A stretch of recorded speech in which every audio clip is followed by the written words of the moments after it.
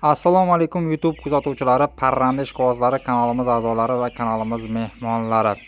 Ko'pchilik Samarqand, Buxoro tomondan bizdan Adler jo'jalarini yoki bo'lmasam jo'jadan nisbatan kattaroq bo'lgan tovuqlarni, xo'rozlarni so'rashadi.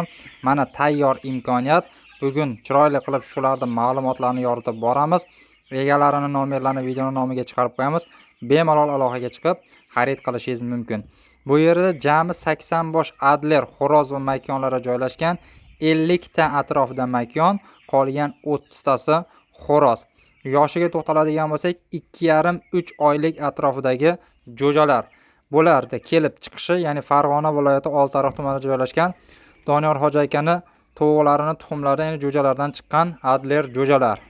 Narxlari 200 ming so'mdan baho aytilyapti donaga. Agarda optimga olinadigan bo'lsa kelishiladi. Ya'ni ma'lumotlari shulardan iborat edi. Endi Adler haqida qisqacha ma'lumot berib o'tadigan bo'lsak, ya'ni bu parranda turi asosan tuxum va go'sht yo'nalishida boqiladigan parranda turlari bo'ladi. Ya'ni buni o'zimizda mesni jaydari tovuqlar bilan taqqoslamasligingizni so'rab qolgan bo'lardik. Ko'pchilik nimaga bu parranda turi qimmat degan fikrlarda savollarda kommentariyaga berishyapti.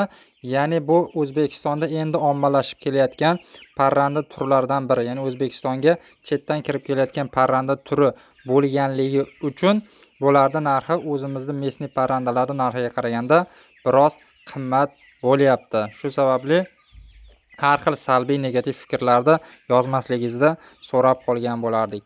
Sizlarga taqdim etadigan videorolikimiz, ma'lumotlarimiz shulardan iborat edi. Videomiz yoqqan bo'lsa, kamtarona mehnatimizni qadrlagan holda qimmatingiz oshib ketsa, uni qizil qorayib turgan podpisatsiya tugmasini bosib qo'ysangiz ham juda xursand bo'lib qolgan bo'lardik. E'tiboringlar uchun rahmat. Sog' va omon bo'ling.